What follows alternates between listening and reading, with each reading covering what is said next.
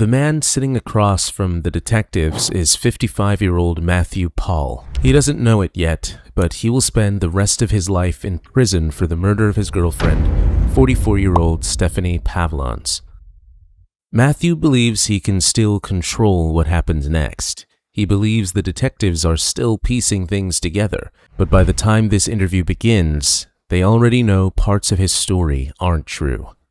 What they need now isn't just information. They need to watch what Matthew does once the ground starts shifting beneath him. Because the story he built to protect himself is already coming apart.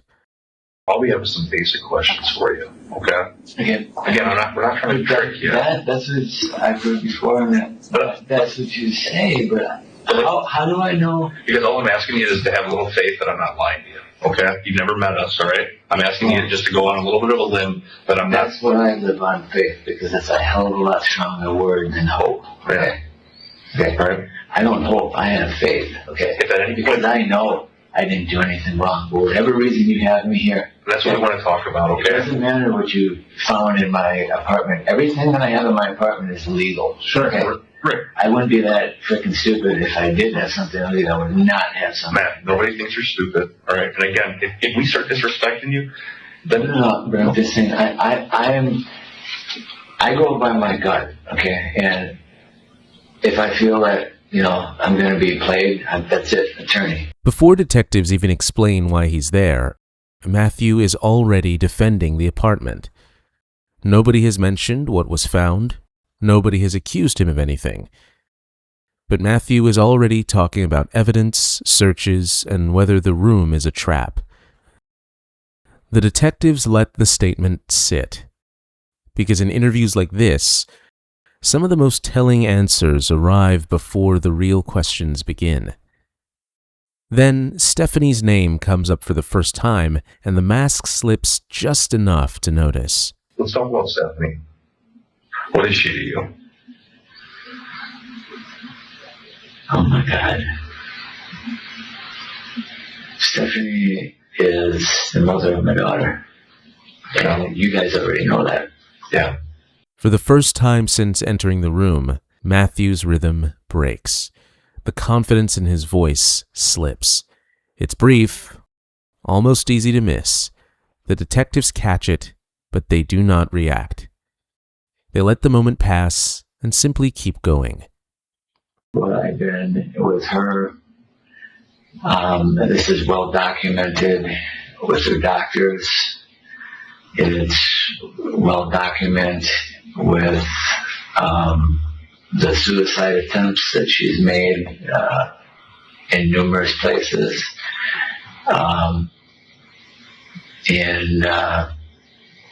Back in April, she took a whole bottle of pills by her parents' house, and they just kind of blew it off like it was nothing. And I tried to get her to stop the medications, to get help. But detectives had already reviewed Stephanie's medical records before the interview began. The overdose Matthew describes from April 2022 doesn't appear in them.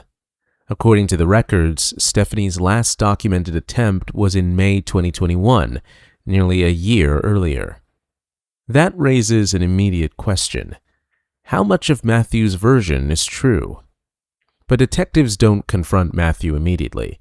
They let him keep talking and build the version of Stephanie he wants them to believe. What did she take when she overdosed by her parents? Like, what was she taking? She was taking, one of the doctors was prescribing her a lot of medications, antidepressants, pain medications,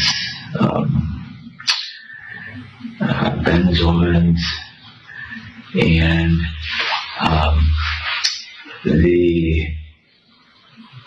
a lot of times I would go with her to pick up the medications, which the pharmacist has well documented that I would go there and pick them up, or we would go together. And a lot of times I would give the medications. You said she takes antidepressants, so she's been diagnosed with depression. Oh yeah, I actually.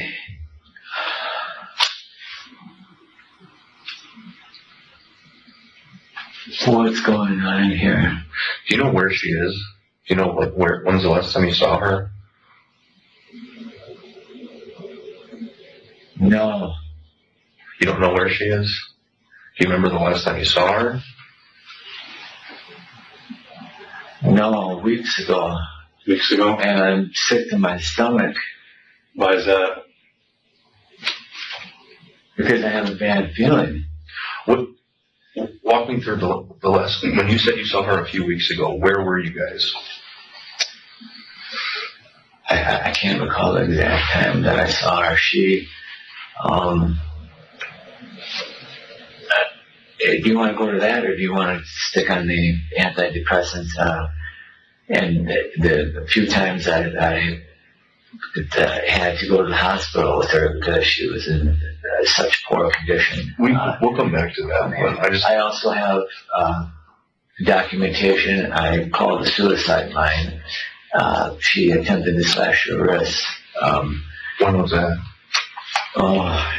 She started this stuff 3 or 4 years ago, and I just didn't know where my place was in that.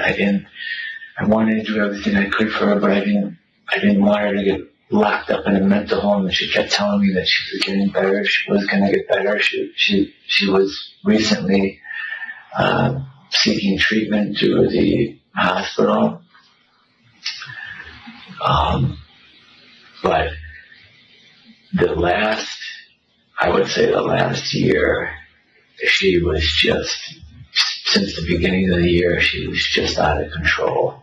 With what? Like as far as what? It's just threatening suicide all the time. Threatening suicide all the time. Slashing her wrists, taking pills. And it really got to me. It was really a serious situation. Well, it sounds like it. I mean, taking a bunch of pills like that and slashing the wrist. What was she being like? Well, why was she depressed? What was she feeling that way from? She just wanted to be a mother. I mean, part of this whole ordeal is her kid was taken away from. In Matthew's version, Stephanie is unstable. She disappears, she threatens self-harm, she acts in ways no one can predict. But the more Matthew talks, the more detectives notice what he keeps avoiding. He still hasn't clearly explained when he last saw her or where she went. And he still hasn't explained why he waited so long to report anything, even though he claims he was sick to his stomach. So detectives let him continue, because every new detail gives them another part of his story to test. Stephanie was up north in July, going into August. That's where I had somebody else help me with my foot. In May, it was really bad. I couldn't even stand in the shower. I needed a caretaker, and she came over once in a while and helped me. Stephanie did, or the caretaker? Stephanie did, and I had somebody else help me. But where was she living? Mostly at her parents, except when she would come over and help me. Okay. She went up north up at the Dells. And she texted me saying that I feel so helpless. Nobody in my family gives a shit about me. I can pull it right off my phone. Sure. I can show you right off my phone. Yeah, or I'm sure, right? You guys, maybe you got my phone tapped. Maybe you already know. I don't know. Okay, but I have the text, and she begged me to pick her up. She said, please pick me up. And something happened up north where she just snapped she freaking snapped, and they said that she went out in the woods, and they had to find her out in the woods. Where? Up north, in the Dells. Who is there? Somebody who lives up north? Like, what was she doing up north? Well, her parents have a place up there, timeshare, just like my family does. So who from her family was telling you about her wandering off into the woods?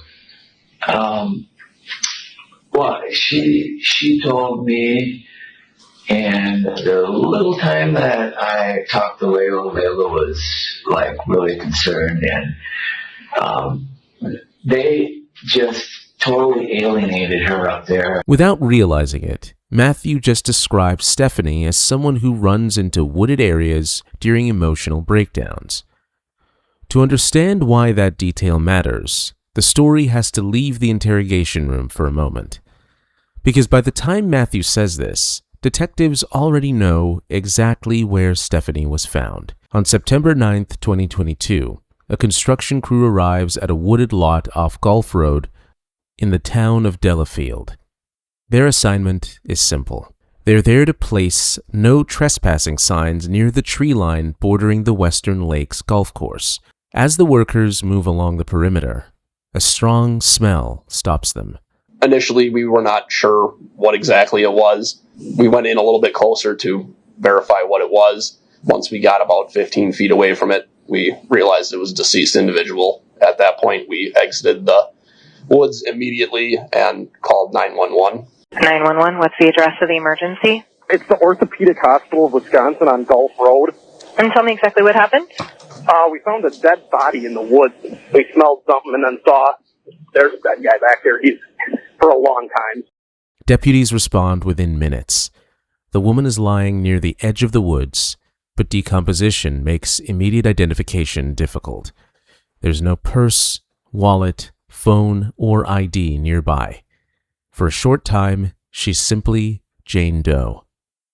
The body was located laying on her back.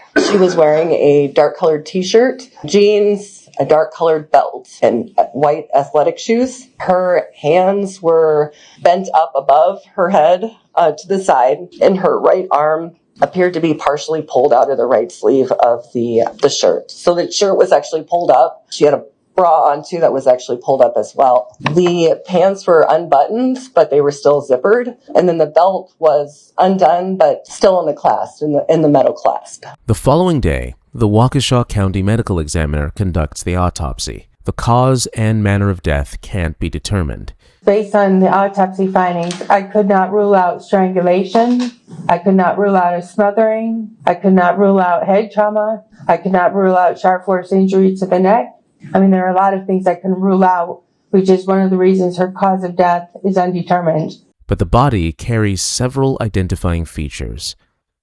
There's a rose tattoo wrapped in tribal barbed wire along the upper left arm. There's also an ankle tattoo, a surgical pin in the wrist, a distinctive ring with a pale green stone, and a dental bridge stamped with the initials SP65. Those details eventually lead detectives to a name, Stephanie Pavlons. Because of the level of decomposition, the body cannot tell investigators everything. But one of the most important clues doesn't come from a witness, a camera, or a phone. It comes from the insects found on Stephanie's body. Based on their stage of development and life cycle, investigators estimate that Stephanie likely died around August 23rd.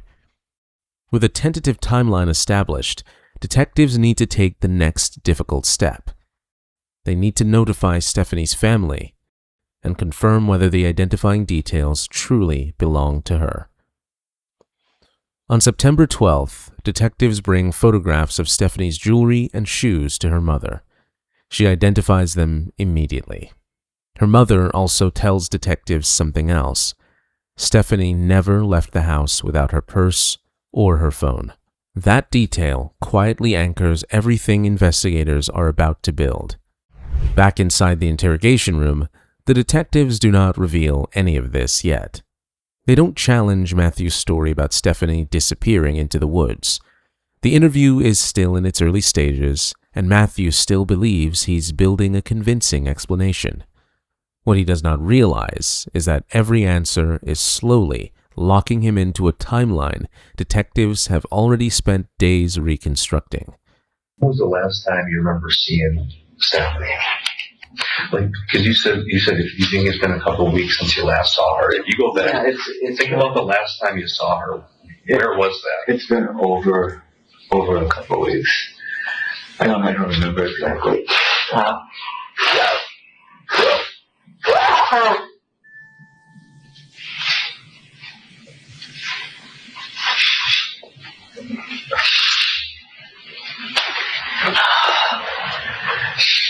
Up to this point, Matthew has been comfortable speaking in broad explanations.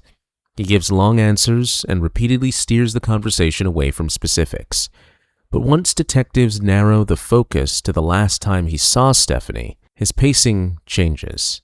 The pauses become longer and the answers shorter. Why, where is she? That's what we're trying to find out. We don't know.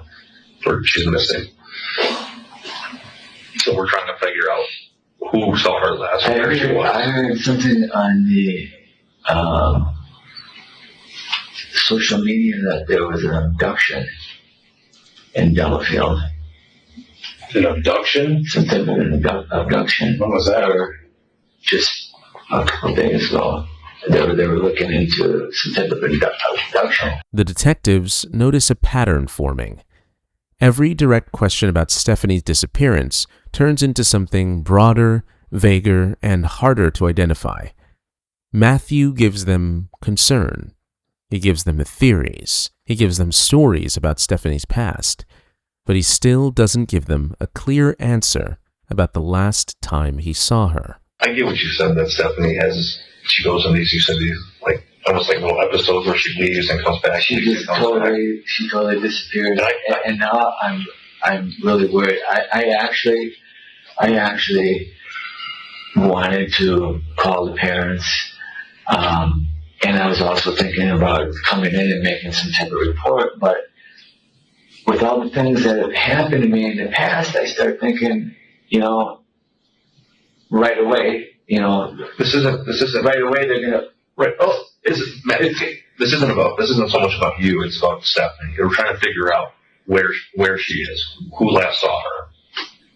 That's what we're trying to figure out. So if you can think back, as you said, I understand you said you've had a lot of history with her, but recall the last time you saw her, where it was. Did she say anything? Where was she going?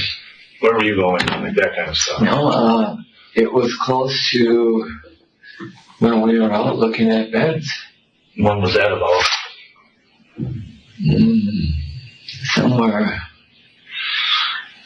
in the middle of, somewhere around the middle of last month. Where did you guys look at beds at? A few places. We went to Steinhoffel's. We went to. Remember, this was like a weekend, a weekday? Milwaukee.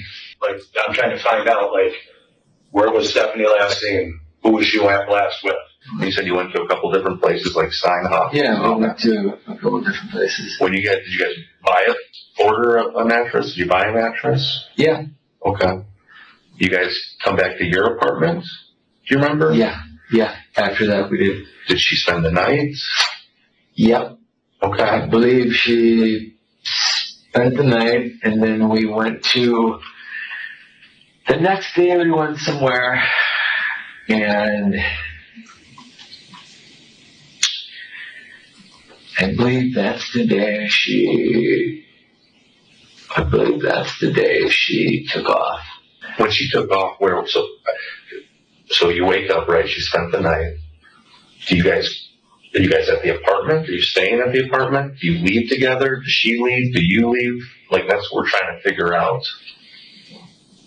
Can you walk me through that morning? So you wake up, you said you thought you may have went somewhere. Do you remember where you guys went, or where you went, or where she went? Yeah, we went to, I was going to Orthopedic Associates. This is now Matthew's official version. The problem is that investigators already know the morning of August 23rd in extraordinary detail. Apartment surveillance captures Stephanie leaving the building at 8:39 a.m. She's wearing a black t-shirt, ripped blue jeans, and New Balance shoes. Over her shoulder is a black purse with silver chain stamps.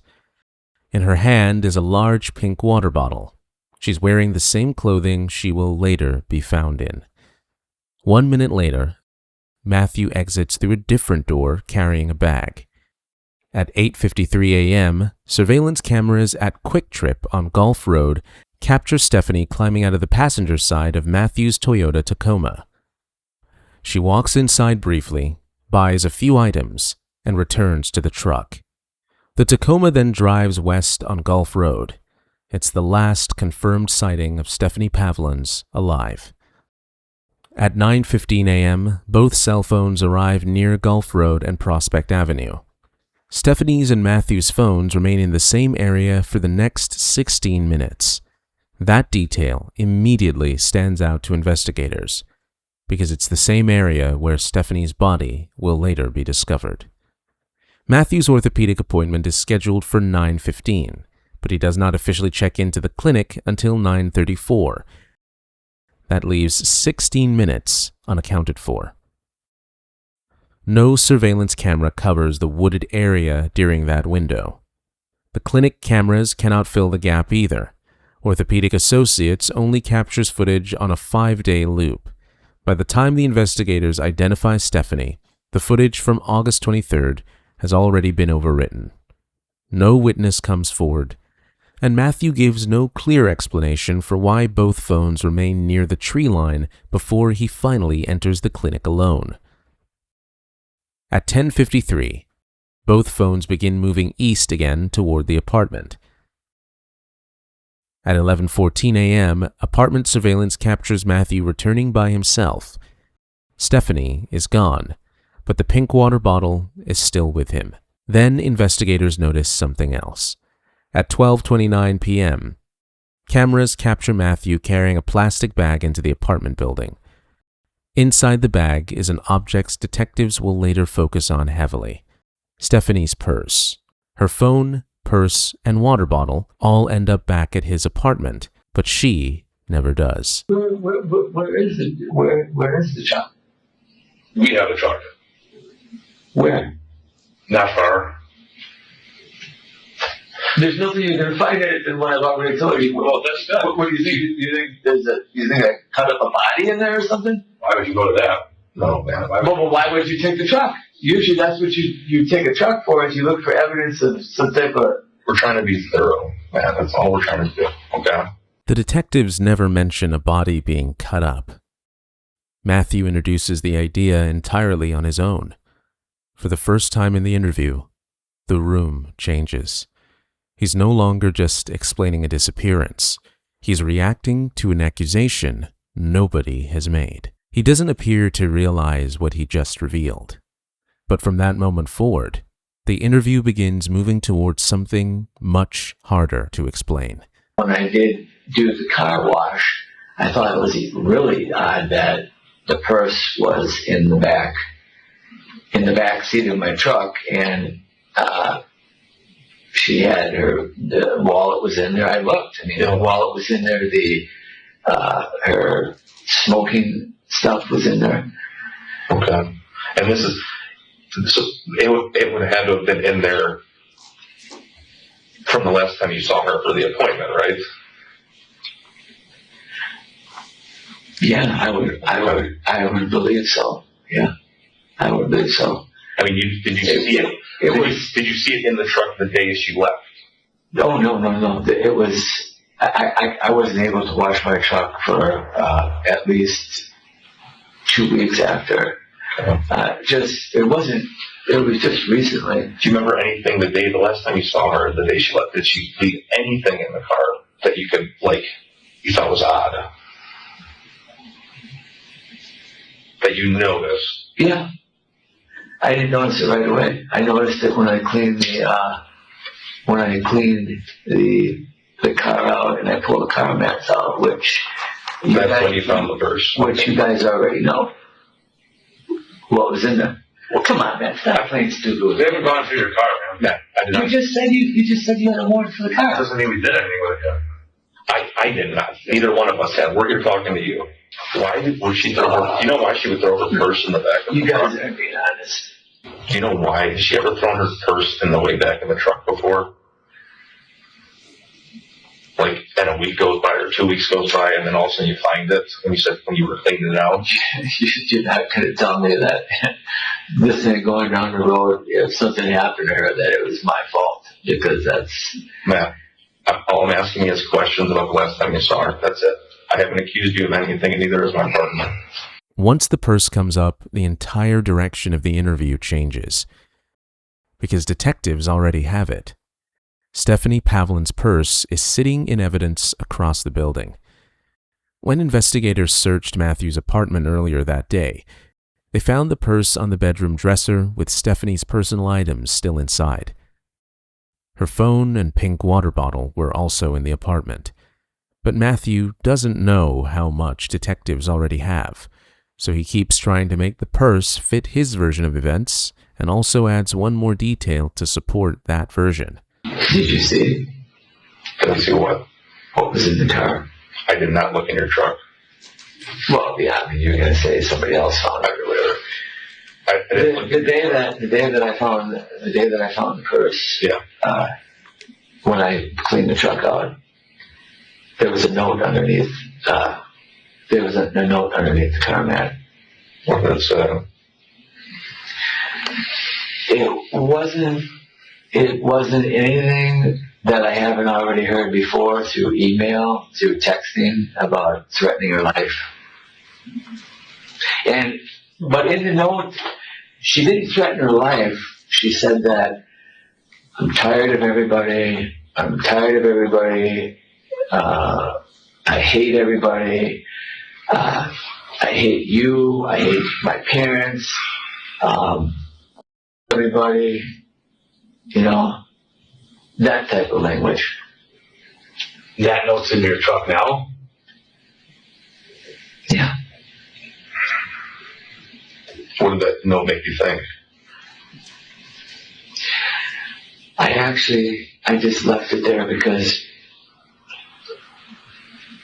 I have nothing to hide. I mean, come on, guys. All I'm asking you, man, was that you note. You guys aren't stupid. If you're trying to accuse me of something, Man, no one's accusing you of anything. I wouldn't have any of this stuff. But Man, no one. I didn't know what to think about it, so I left it there. I'm asking you what you thought. Even my dad has been in his truck since there, and he read it. He said it just sounds like a cry, a plea for help. Do you think she left that note that last time you saw her? Possibly. I can't say for sure. Well, yeah, that's probably a good educated guess, because I didn't find it. I found it the same day I found the purse, pretty close to the last time I saw her. Matthew frames the note as another sign that Stephanie may have disappeared voluntarily. But the note doesn't sound like a suicide note. It sounds like someone describing the relationship she wants to escape. I hate you. I hate being blamed for shit I didn't do. I'm done being used, abused, and taken for granted.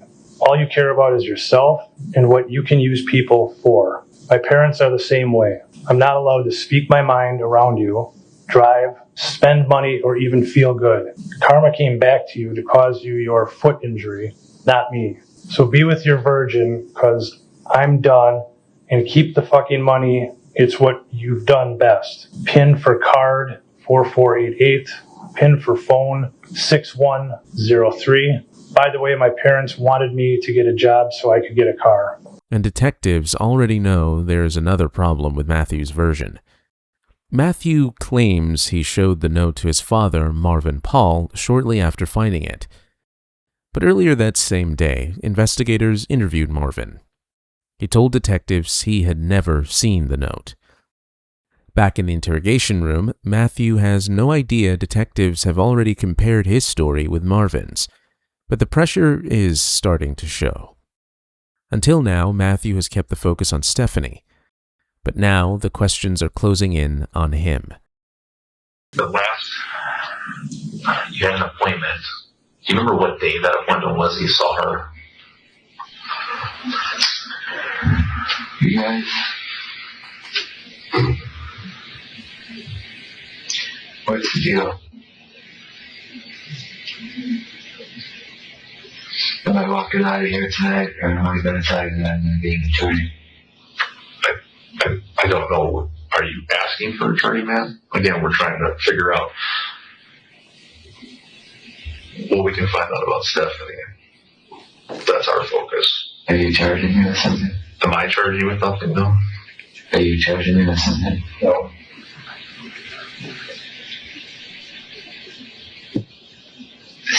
We haven't accused you of anything. You guys are allowed by law to lie. Okay. I'm not. We're not charging you with anything. We're here asking you questions about Stephanie, and that's it. I know I didn't do anything. There's nothing. We're not accusing you of it. There's nothing illegal in my truck. There's nothing illegal in my apartment. Have we accused you of anything? There's no illegal drugs in there. There's no weapons in there. Yeah, I know I got a history. That's why you guys came the way you did, because I got a history of being heavily armed, which is another. See, I know. Okay, I know. You were never charged with any kind of weapons violation. No, that's another. Like I told you, another freaking nonsense thing. Yeah. Somebody made up some story that I got guns or something or whatever. That's how it started. Up to this point, Matthew has treated the interview like a conversation he can still manage. He explains, redirects, and moves away from specifics whenever the questions get too close. But now, the pattern changes. Matthew is no longer telling a story. He's trying to measure the danger in the room. You have an open ongoing investigation. You have a lengthy history with Stephanie. That's why.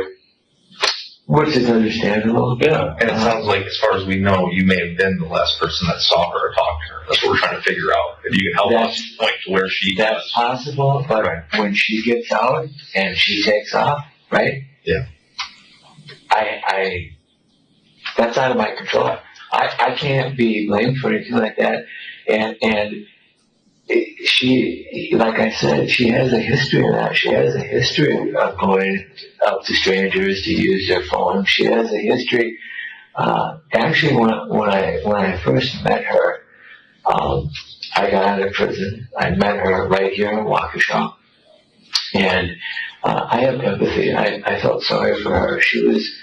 I met her at the bowling alley, and she was with some shady character, and I got her away. I got her away from that, and I changed her life around for the better. I got her to stop drinking. I got her license back. I had her go through treatment. I got her a job, and she was really, really a good young woman until the mental stuff started with the seizures and losing a kid. Yeah. Matthew's version depends on one idea. Stephanie was the problem, not him. But Stephanie's own records tell a very different story. After detectives notified Stephanie's mother that her daughter had died, she gave them Stephanie's journals and daily planners.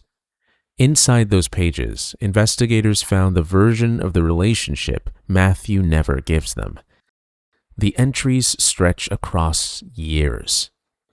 At first, they read like short notes and private thoughts buried inside ordinary days. But as the investigators keep reading, a pattern begins to appear. In one entry, Stephanie writes, "Had a good day at work until I came home and he thought there was smoke left there. Wasn't. Gave me a good hard slap to my face, which stung and gave me a migraine. Good day, bad night. Dr. Jekyll and Mr. Hyde. This is why I want to die sometimes. Again, blamed for something I didn't do. Blamed for taking 2 Z's again, even though I didn't." Another entry describes pain in her tailbone. Cleaned around the house and in doing so, kicked a little piece of bud. So he kicked or punched me in the tailbone, which I believe is now bruised on the inside because it hurts to sit, bend, and squat. Made me take 2 bike rides even though he saw me like that. Checked out house in Pewaukee. Quietly, over the course of years, Stephanie documented her relationship piece by piece. Terrible day. He again thought I took pills from him, which I did not. Got punched in the nose, hit 2 times in the head, and thought for sure I was going to have a complete mental breakdown. I walked right up to a moving train and came within inches of throwing myself right under it. I had an excellent day with him yesterday at work, and we even made love twice in the middle of the night. Finally felt close to him again. I can't keep going through these mental and emotional ups and downs. I will either wind up in a mental home or 6 feet under. I feel so hopeless, worthless, and most of all hurt. My arm hurts from getting punched yesterday because I hit/rubbed a couple of curbs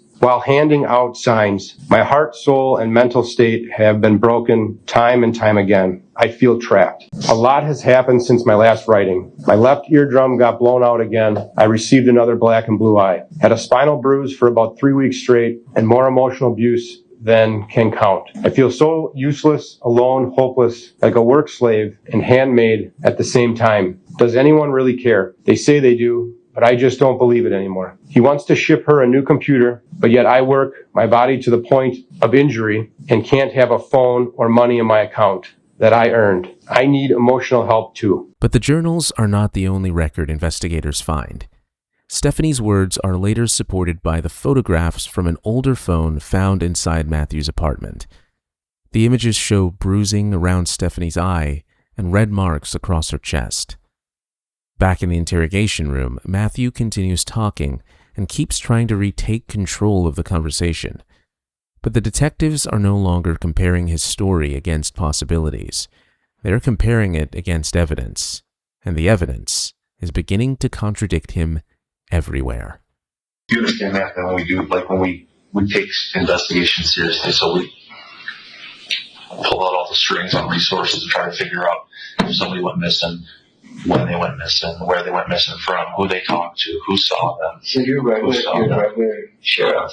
Washoe County Sheriff, yeah. What do you investigate? Everything.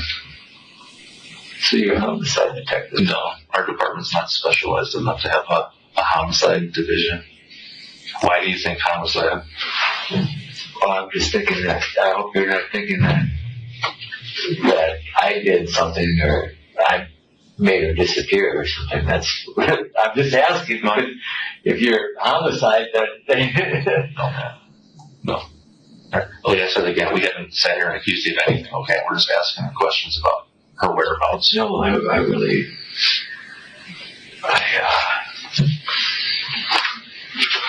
Right. So Matt, you understand that when we have these types of cases, we pull out all the stops and resources, right? Okay? Okay? You understand that?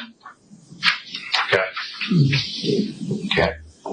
You see, that's August 23rd, correct? yeah. Okay. That's her going out. Oh, yeah, of course. Of course you're going to have pictures going in and out. That's her going out to the truck. And I told you I saw it. I'm just showing you some stuff, okay? Mm-hmm. All right? That's her walking out to the truck, okay?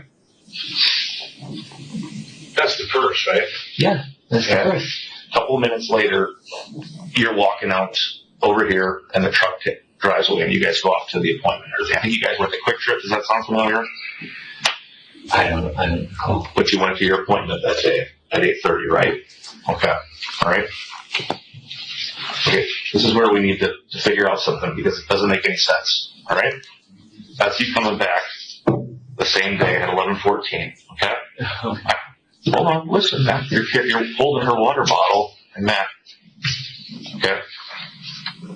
That's you going upstairs wearing the same shirt you have on now. Okay. This is the same day. And at 12:29, so less than an hour later, you walk in, and that's her purse in the bag. Okay? So this whole story, Matt, about... That's her purse in the bag. Yes, Matt. So the whole story about finding the purse in the truck later makes it wouldn't have happened. Oh, no. Matt, that's her purse in a plastic bag. Okay? that you carried inside after you carried her water bottle in. That she walked, Matt, look. You see? That's her water bottle, and that's her purse. Okay? You walk in with her water bottle. You go Well, what time is this? Oh, when you got home, Matt. Yeah, that's when I came back from my appointment. Right. So you carried in her water bottle and her purse that same day. This is the 23rd, the same day. This isn't a week or two later at the car wash where you found it in the back seat with a note that you then read and then stuck underneath the floor mat. For most of the interview, detectives have allowed Matthew to believe he still has space to explain and adjust his story. But once the surveillance footage appears, that space disappears. The footage shows Matthew carrying the purse back into the building the same day Stephanie disappeared, not weeks later. That single piece of evidence destroys the version he's been building. Matt. That's not her purse in the bag. It is her purse. No, that's closed. It's closed, Matt? That's closed. Who's closed? Yeah. That's clothes I had in the back. That's not a purse. It is her purse, Matt. No, it's not. It's not. That's not her purse. How do you figure, Matt? Because it's not. That's a bag. Can I show you something? It's a bag of clothes. I'm going to show you something, Matt, okay?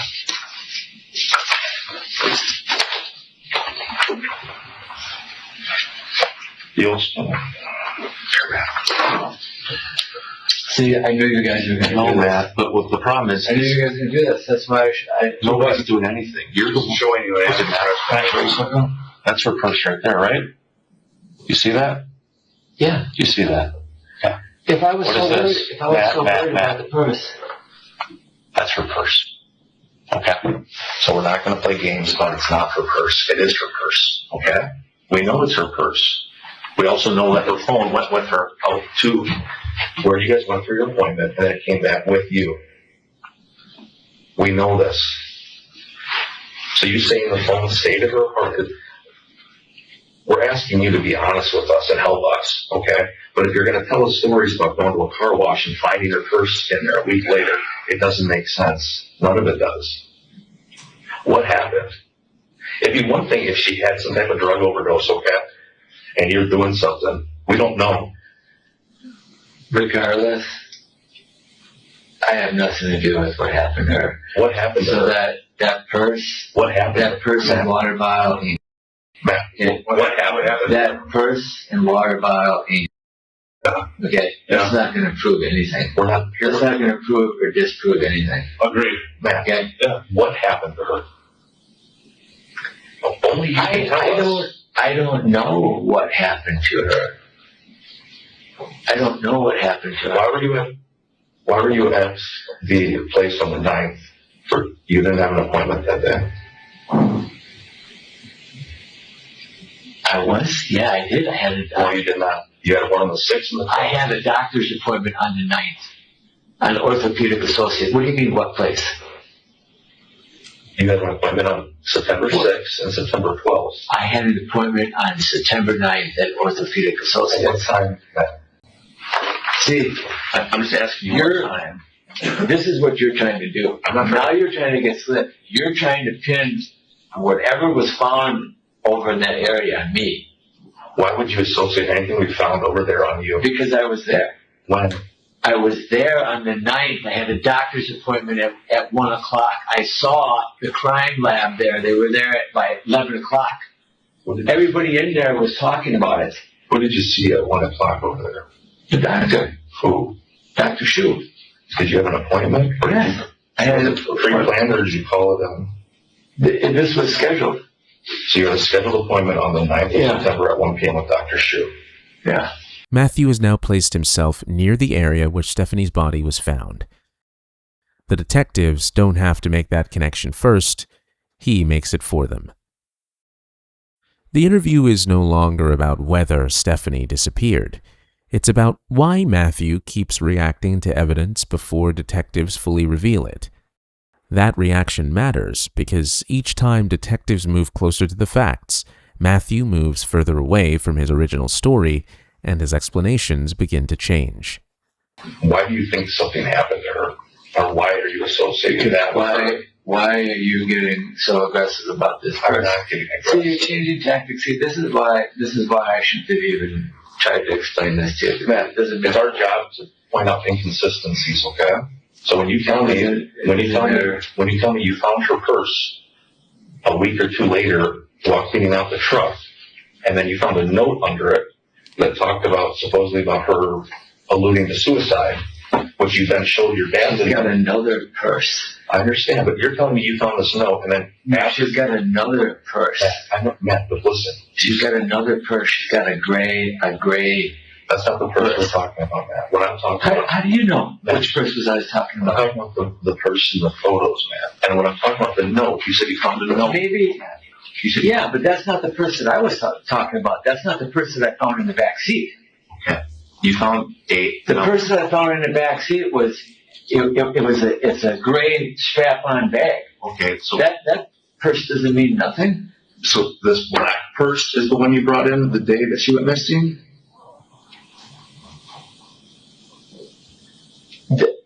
Yeah, that was in the car. That was in the car. In the car? In the front. In the front.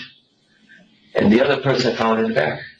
It's a shoulder bag purse. The purse story is now changing in real time. At first, Matthew said he found Stephanie's purse later in the truck. But after detectives show him the footage, he shifts to a new explanation. Now he claims they are talking about a different purse. Matt, you understand, not too long ago I asked you what property she left in the truck, and you said nothing. She didn't leave anything. You said she left her phone at home, okay? You said she left nothing in there. You went looking around, nothing, okay? And then a week later, or 2 weeks later, you found her purse. I honestly don't recall everything. I don't know. The phone might have been in the car. Well, you said that Matt, you said that you told her when you went to your appointment that I'll text you, and she said, no, I left my phone in the house. That's what you said before. Mm-hmm. That I'll text you. Yeah, you said I'll text you when I'm in there or something, and she said, no, I left my phone at the house, or your apartment, rather. That's what you told us a little while ago. No, I couldn't text her because I had the phone. You had your phone. You said you were going to text her. You said that she then said, you know what? I left the phone. If you're gonna charge me. I didn't do anything. I You're the only one who can give us info about her. I can't be so honest. we can get answers to her family. I can't be honest anymore. What do you mean you can't be honest? You've been honest? I can't be You honest haven't been honest because you keep everything that I say. You anything you say. Keep twisting. All we're doing is pointing out the inconsistencies on what you're saying. Because I can't remember everything exactly. Okay, but remembering what somebody had for lunch a week ago is different from remembering. This is the last time you've known this woman most of your adult life, correct? Right? You have a daughter in common, supposedly, like you said. You don't know. You can't prove it. You view her as your daughter. I didn't do nothing. We didn't accuse you of anything. I didn't do nothing to this girl, regardless of the purse, regardless of the purses, regardless of the stupid water bottle. That water bottle was left in and out of the truck. There's so much crap going in and out of that truck half the time, I don't remember. If you carried her purse in from the car, why did you put it in a plastic bag?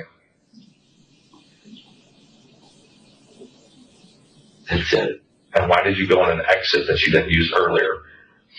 I can use. I know you can use. But explain to me why you would have to conceal a purse in a plastic bag. I can use any exit I want. By this point, the interview has shifted from explanation to containment. Matthew is no longer trying to build one clear version of events. He's trying to eliminate the damage from each contradiction as it appears. Hypothetically, if I did move a purse, I would not want to be walking around with a purse looking strange. Why would you look strange carrying a purse? It's not over your because shoulders. I'm a man. You can hold it with your hand. I'm a man. I'm a man. I put my daughter's Disney backpack on my back. Okay, I have to get an attorney. Okay, Matthew. I'm trying. I don't think you are. No. You're not. You're lying. We gave you an opportunity to be truthful with us. And I was. Yeah. Well, let's see you soon, though. We'll try, okay? I was. He started out just talking about his We had some problems. You started strong, but we had some problems, and that's fine. You asked for an attorney, man. We're done, right? We'll be in touch with you in the next couple of weeks. I can promise you. Okay? That's fine, you know. I can promise you I didn't do anything. So you say. So I know. Okay. The interview ends quietly. There is no confession, no dramatic outburst, and no final explanation that makes the evidence disappear. Matthew is left sitting in a room where every version of his story has run into the same problem. The evidence continues to hold, while his explanations do not. But detectives now understand something clearly. Matthew's behavior after August 23rd does not look like the behavior of someone searching for a missing woman. It looks like the behavior of someone already living with the knowledge that she was dead. That suspicion does not come from one piece of evidence. It comes from what Matthew does next. After August 23rd, investigators begin tracing his searches, messages, phone activity, and conversations. The pattern that emerges is not random. It gives detectives a detailed record of how Matthew behaves after Stephanie is last seen alive. Long before Stephanie vanished, Matthew had been maintaining online relationships with women in the Philippines. The messages were romantic, sexual, and often focused on a future outside the United States. He talked about moving overseas, buying land there, and starting over. But after August 23rd, the tone changes. The messages become vague, guarded, and anxious. I'm really worried about something, but I can't tell you through text. It's not about me, though. Can't text certain things. I really don't know. My mind is going in circles, but I did call my dad. He's kind of worried, too. Paul sends Desierto a Skype message reading, "I don't know, but I'm getting even more worried, hoping something bad didn't happen." Desierto sends, "Please stay calm and don't be worried much." Paul sends, "I can't say much now, but I think something bad happened here." And while all of this is happening privately, he has still not reported Stephanie missing. Then detectives uncover another pattern. On August 26th, just 3 days after Stephanie disappears, Matthew searches Waukesha County obituaries for Stephanie's name, and he keeps searching. Over the next 2 weeks, investigators find repeated searches involving Stephanie's name, local obituaries, funeral homes, and reports about bodies discovered in Delafield. To detectives, this does not look like someone trying to find a missing woman. It looks like someone tracking the investigation before the public even knows who was found. On September 9th, construction workers discover Stephanie's body in the woods near Gulf Road. That same day, Matthew's behavior becomes more urgent. Investigators later discover he opened a police scanner application repeatedly throughout the day, 66 times in total. But September 9th is not the first time he used it. Records show the scanner activity had been escalating for weeks. That same afternoon, Matthew contacts Normani and tells her to delete his information. He also gives her instructions. If anyone asks questions, she should say she knows nothing. Later that day, he contacts Sherlyn. There are multiple calls and messages. I'm going to delete this text after I tell you something, but I really shouldn't text it. Can you call me for just 2 minutes? I hope I make it through tomorrow. Nothing stupid happens. Sherlyn Valente responds, "That's great. Remember, if you'll be invited for interrogation or anything, remain calm, because you can think better when you're calm. After all, you know the truth, and the truth will always come out." Matthew Pahl replies, "The family called and somebody said nobody has seen her or heard." At this stage, investigators have still not publicly identified the body found in Delafield. But Matthew is already behaving like he knows exactly who was found in the woods. Then investigators look more closely at Matthew's father, Marvin Pahl. Before Stephanie disappeared, father and son had almost no recent phone contact. Between June 1st and August 25th, they spoke by phone only once. The call lasted 19 seconds. But after August 23rd, the contact increased sharply. There were 15 calls between August 26th and September 17th. Matthew also visited Marvin's home multiple times during that period. Investigators later examined Marvin's computer history. They discover searches about missing women found dead, bodies discovered in Waukesha County, and police scanner audio connected to September 9th. Then there is the note. During his first interview with investigators, Marvin says Matthew never showed him any note from Stephanie. During the second interview, his story changes. Now he says there was a suicide note. But when investigators show him the actual photograph recovered from Stephanie's purse, Marvin says he does not recognize it. The explanations keep shifting, just like Matthew's explanation shifted inside the interrogation room. On September 19th, investigators bring a certified cadaver dog named Raven to the impound lot where Matthew's Toyota Tacoma is being held. Raven is trained to detect the scent of human decomposition.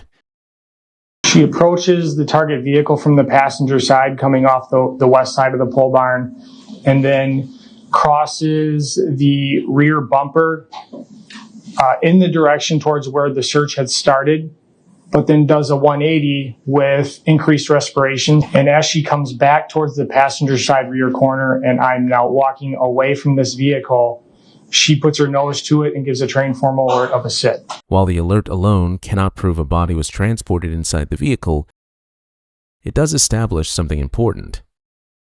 An item carrying the scent of human decomposition had been inside the truck. Investigators already know that Stephanie's purse and water bottle were transported in that same vehicle on the day she disappeared. On September 18th, 2023, Matthew Pahl is arrested and charged with homicide and hiding a corpse. From the beginning, prosecutors understand the challenge. This is not a confession case. There is no eyewitness, no murder weapon, and no surveillance footage showing the act itself. Even the medical examiner cannot officially determine how Stephanie died, so the case has to be built another way. Piece by piece, the timeline shows opportunity. The purse challenges Matthew's story. The searches reveal what he knew. The journals show the relationship Stephanie was trying to survive.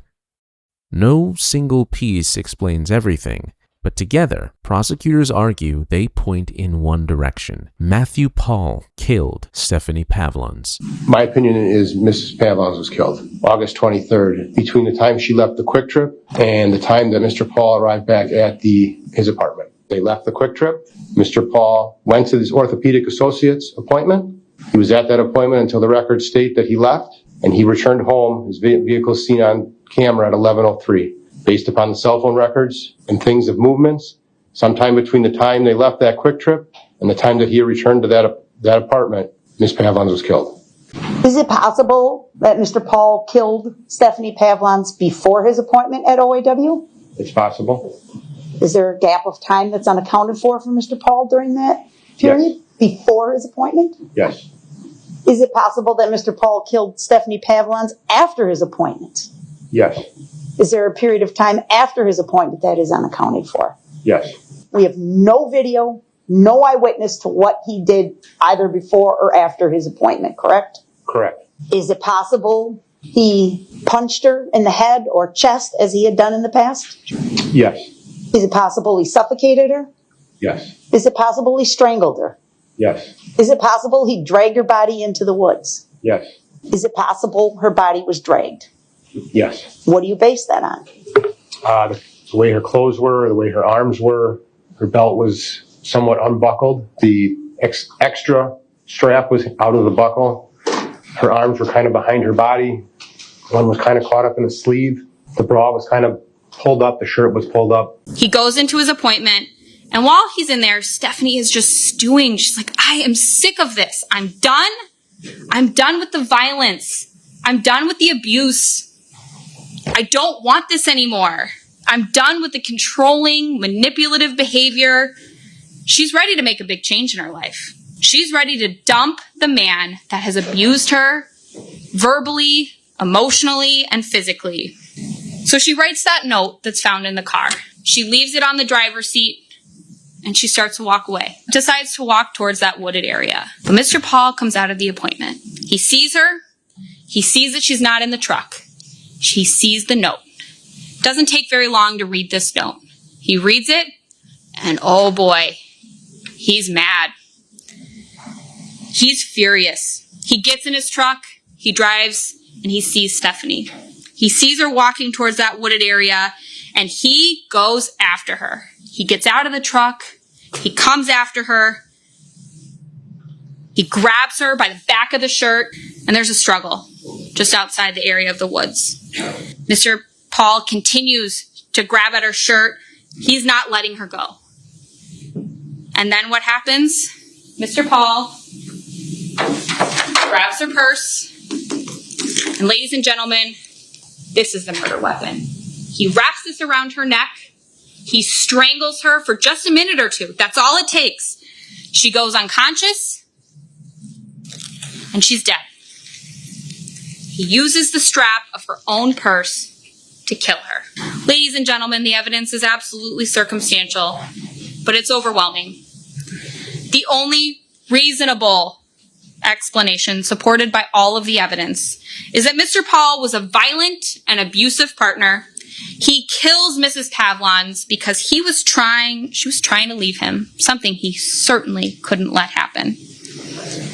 Everything that happens after 10:54 on August 23rd of 2022 demonstrates that this wasn't a suicide. This wasn't a seizure. This wasn't an accidental overdose, an intentional overdose. No, ladies and gentlemen, this was first-degree intentional homicide. Mr. Pahl caused the death of Miss Pavlons, and he concealed her body. I ask that you find the defendant guilty of both counts. On November 4th, 2025, after an 8-day trial, the jury finds Matthew Pahl guilty of all charges. Before sentencing, Stephanie and Matthew's daughter Lila addresses the courtroom. I do have a statement from Miss Layla Pavlons that I would like to read. She says, "She was my mother. She was a daughter. A 22-year-old woman should not be going through losing a mother at 44, and my grandparents should not be going through losing their second child. I could see you hurt her. I do not know why she would tolerate your abuse, and I might never know why. What kind of sick monster would do that to an innocent woman that spent her life with you, cared for you, and was there for you when she could be? You have no soul. You killed the one person that made me happy and was there for me at times I needed her. The one mother, the one daughter of my grandparents is gone. I feel like it was on me to push her harder to leave you. Our family should not be going through this pain that you have caused, and it can't be undone. A man that hits and abuses an innocent woman is not a man, but a weak, sick-minded individual. A woman that had a daughter died because of you. She was in pain. I could see it by the way she talked about you. I could see it when I visited. You took an innocent woman's life and hurt so many people. I hope you rot in jail." When Matthew is given the opportunity to speak, he does not express remorse. He does not apologize. Instead, he attacks the system that convicted him. I think this was definitely a sham trial called Making a Murderer here in Waukesha. It was definitely a pseudo-sham trial where psychopaths in suits fabricated extreme circumstantial events and turned them into their wild imagination.